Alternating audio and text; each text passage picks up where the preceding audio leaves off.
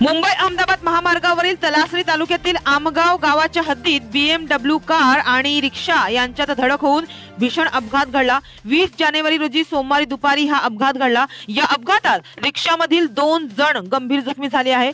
मिळालेल्या माहितीनुसार भरधाव येणाऱ्या BMW कारनं रिक्षाला जोरदार धडक दिल्यानं हा भीषण अपघात घडला, ज्यामध्ये रिक्षामधील 2 जण गंभीर जखमी झाले आहेत। तर जोरदार धडक दिल्यानं रिक्षाचा चक्काचूर झाला आहे। तर अपघातानंतर जी कार होती ती कारही बाजूला असलेल्या खड्ड्यात पडली।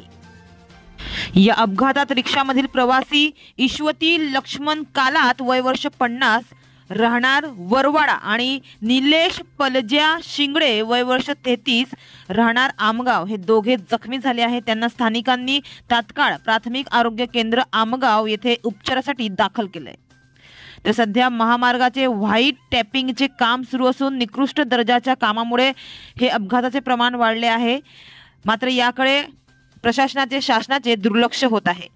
तर एकीकडे एखाद्या वाहन चालकाला वेगावर नियंत्रण राखता न आल्यास अपघाताच्या घटना सध्या घडतच आहेत। तसेच रस्त्यावरील अपूर्ण काम, रस्त्यावरील त्रुटी, सूचना फलक नसल्याने यामुळे सुद्धा अपघाताच्या घटना घडतच आहेत।